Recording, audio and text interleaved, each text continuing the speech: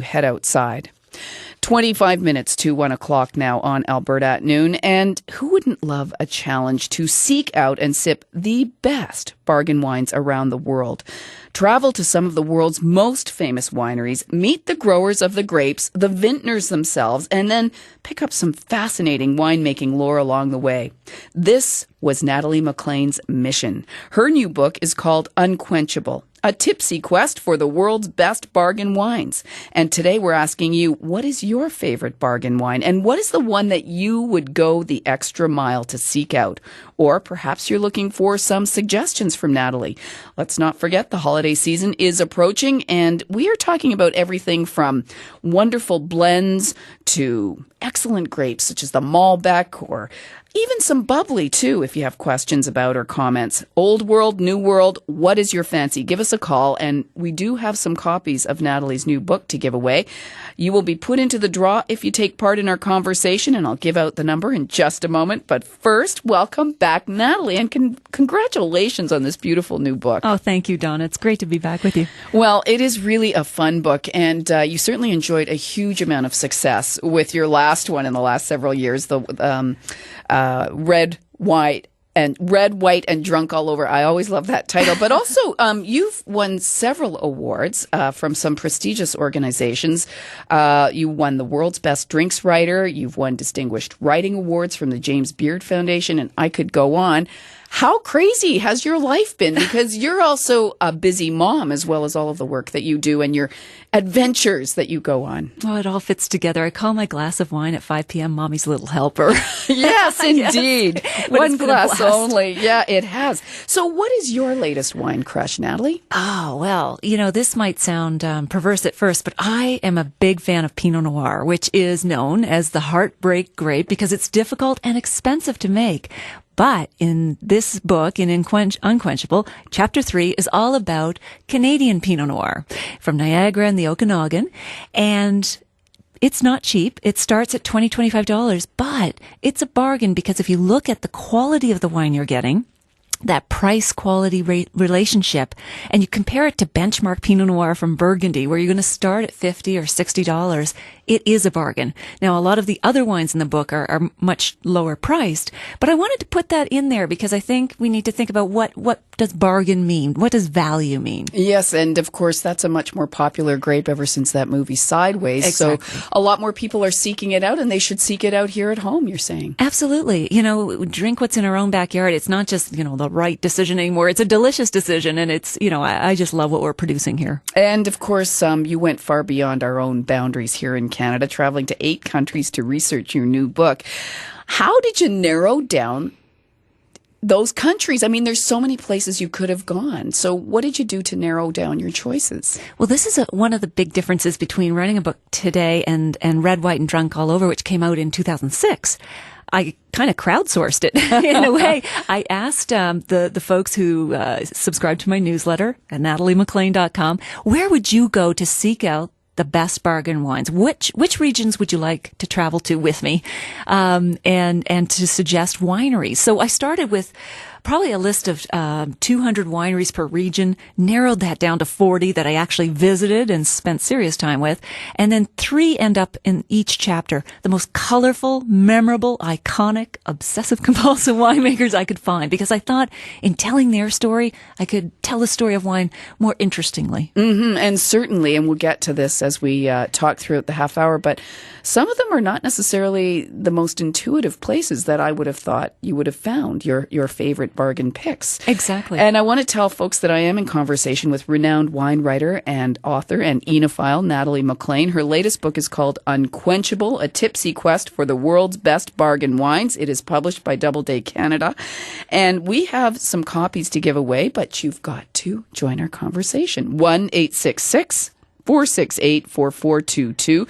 Tell us what your favorite bargain wine is at the moment, or the one that you absolutely love and can't seem to find one in a good price range. 1-866-468-4422, or perhaps you have a question for Natalie. We can also accept your emails, alberta@noon@cbc.ca. And just before we do bring our listeners into the conversation, Natalie, what would you classify as a bargain? Good question. These days, I think you don't have to pay a lot to get a good wine. So the price range I was looking at was between $10 and $20 at the most. And I think in that range, you can find wines that do taste twice as expensive as they cost. And there are a number of reasons. You know, there's more competition than ever from new wine regions, from new wineries in existing regions. Technology has brought costs down. Winemakers better know what they're doing with their grapes in the different regions. So all of that combines to make it the best time ever, I think, to be a wine shopper.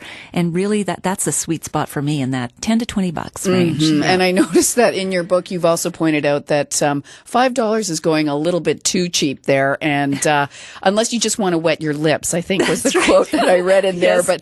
But there are plenty of popular wines under $10 being sold all over this country, and some of them are not necessarily even from Canada. No, and you know, and you can still find good wines under 10. So, you know, I'm not saying there's nothing there, but I think in that range of 10 to 20, there are just so much choice and so many that will taste like a $20 wine or a $30 wine. I think that's what we want. We all have to live on a budget, but we don't want to give a good taste, and that's what I was after. And fantastic. And first, we go to an email from Carol, who says that she has been discovering sparkling Sauvignon Blanc from New Zealand. It is a great and a much cheaper alternative to champagne. Now, I have not tried sparkling Sauvignon Blanc. What would you say about that? I just tried a terrific one from Oyster Bay in New Zealand, Sauvignon Blanc based, and that's a zesty white wine, even when it's a still wine, that goes so well with so many different dishes, seafood salads, and so on. So when they make it a sparkler, it's zesty, it's refreshing, it's a good aperitif, and she's right on in terms of, you know, sparkling wines from other countries like New Zealand, Canada as well, Prosecco from Italy, Cava from Spain. You're going to pay half to a third the price of champagne. Champagne, you're going to start at $50, $60.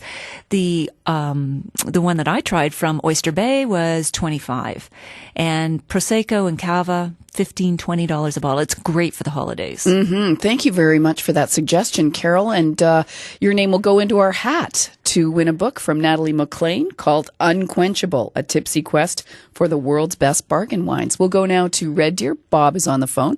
Hi, Bob. What would you like to say to Natalie McLean? Hey, how's it going? Good.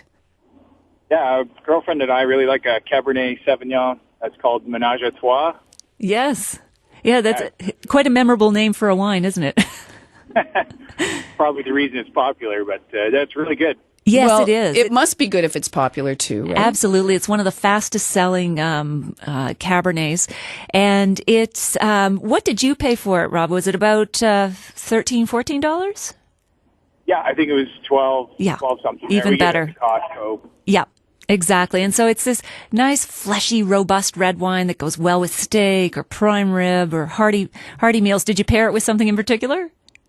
Oh, yeah, I got to have steak. Oh, yeah. That classic, eh? Yeah. No, it's terrific wine. Okay, thanks for that suggestion, Bob. And that is a vote for Ménage à Trois, Cabernet Sauvignon. Thank you very much. We'll go now to Jane on the line in Edmonton. Hi, Jane. Do you have a suggestion or a question? Well, first of all, I wonder if your guest has ever tasted chokecherry wine, the best wine ever made. My mother used to make it, and you would hold the goblet up to the light or the sun, and you never saw a color like that chokecherry wine. And was it sweet, Jane? Well, I suppose it depended on how much sugar you put in, but, not overly sweet, but that's the best wine in the world is homemade chokecherry wine, if you know lovely. how to make it. Yeah, it sounds lovely, Jane. I haven't had a lot of it, but I have tried it. It is very nice. And then I like Bambino Spumante and Baby Duck. Ah, yes. And somebody suggested Franciscan Burgundy wine from California. Oh, yes, yeah. That's a good winery down there, yeah. The very classic bubblies you've got there with the Baby Duck. I remember Baby Duck. Yeah. Now, do you ever drink that anymore, or is it too sweet for you? Well, a lot of the wines that were those the value wines from the 70s and 80s have reinvented themselves. So they've become drier. They're using better grapes. And so it's worth revisiting some of those brands that you may have known and may have given you a headache in the past. But now they're coming out, and they also have to compete on quality and taste. priced. And so they're still very much budget priced. But I think you'd be surprised at how these brands have improved in their taste as well. Thanks so much for the call, Jane. We appreciate it. You're welcome. Now we'll go to Nancy on the line in St. Albert. Hello, Nancy. Good to have you with us. What would you like to say? Good afternoon. I would want to recommend one. It's Lurton Brothers. It's a Pinot Gris from Argentina. I like the Mendoza region right now in terms of quite a few different wines. That's my favorite I'm area. glad you raised the Argentina wine point, Nancy, because, of course, that is featured quite a bit in your book. Exactly. It's Natalie. chapter 5. And I think Argentina, Nancy, is one of the fastest growing regions because of the value equation. So you mentioned Lurton, which is actually a joint venture between the French producer Lurton and Argentina. And there's a lot of that going on, transferring old world expertise into a new world country like Argentina, where they have supreme cost advantages. It's always good weather. Land prices are cheap. Labor is more affordable than it is in France. And so you've got these wonderful, Malbecs and Cabernets on the red side, and then an obscure grape called Torrontes on the white side. And it's all bargain wine. I don't think there are any overpriced wines that I've come across in Argentina. And how are their Pinot Gris?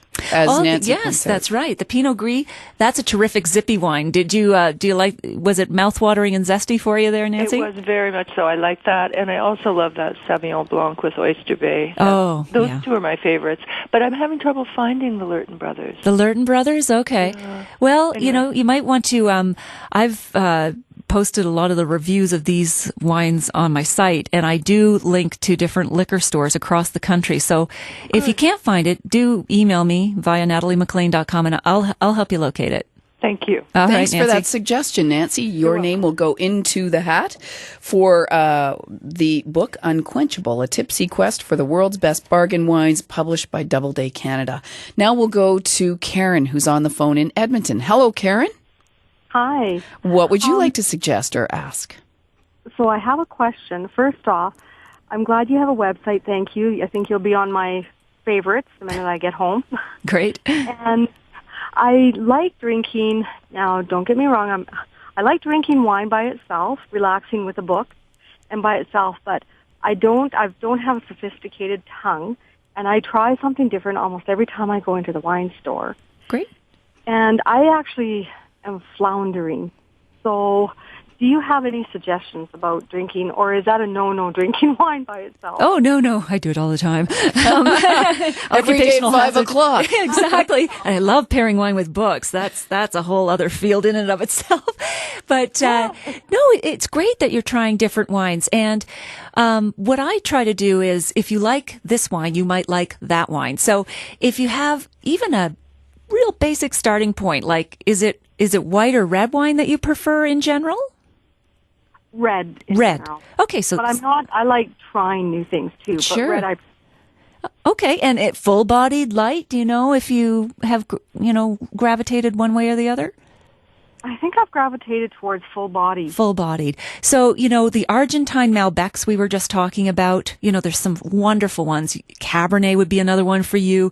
Zinfandel from California. All of these are affordable, but you'll find them delicious in different ways. There'll be different flavors that will come through to you. And it's just fun. Go into the liquor store, buy a mixed case that's in your budget, and just experiment as you are. And I'm sure you'll find some new favorites. Thanks very much, Karen, for the call, and good luck with that search. I'm sure it'll be an enjoyable one, and we'll put your name into the hat as well. Dan is on the line now in Calgary. Hello, Dan. Hi, how are you? Fine, thank you. What kind of wine do you like?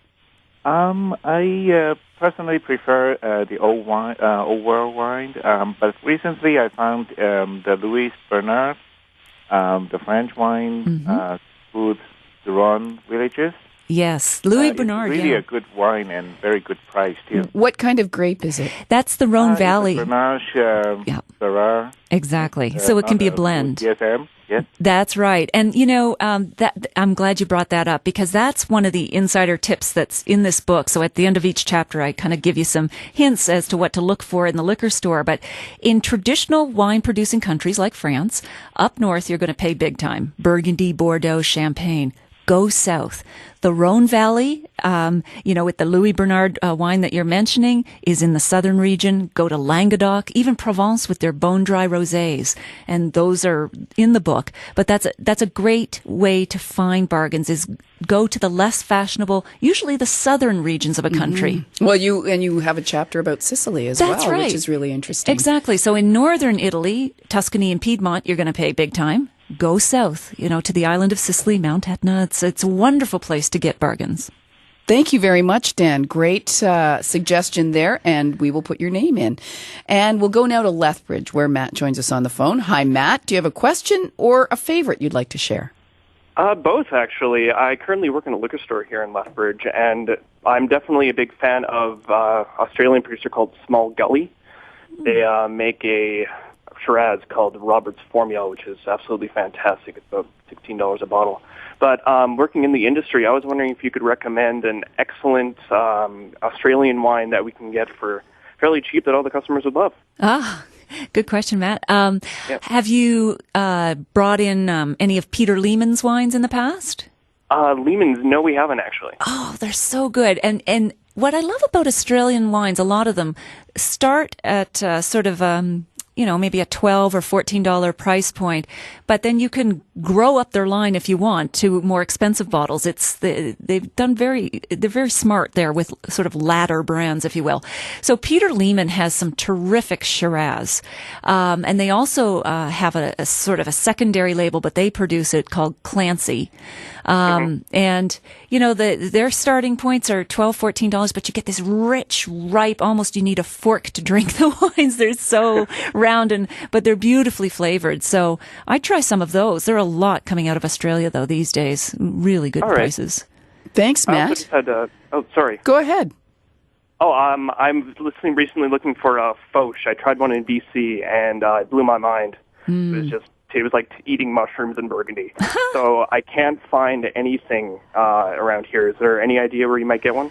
Marichal Foch is a hybrid grape, as you know. It's and so it produces a very robust red wine, and both the Okanagan and Niagara do produce them. Have you ever tried? I don't know how many of the Niagara wines you get, or is it mostly the BC bottles that you're bringing in? Mostly BC. Yeah. Well, you know what? I think that would be something that I'm going to have to look into myself, because there are not a whole lot of them. There are certain wineries, but I'd want to check that for you. But I'll tell you what, I'll do a blog post about it, and we'll find some Marichal Foch for you. Thank you. That'd be fantastic. Okay, thanks, Matt. Thank you for the call, Matt. Really appreciate it. And here's a note from Peggy, who writes, her favorite wines come from The Beaune in France. I could drink these wines every day and never another, except for good champagne, of course, she says. But she was pleasantly surprised to find First Press Cabernet Sauvignon from Napa Valley 2007. Quite a nice surprise and very affordable. And it says you are one of her favorite wine reviewers. Oh, wow. She wasn't a plant, by the way. No. Thank you, Peggy.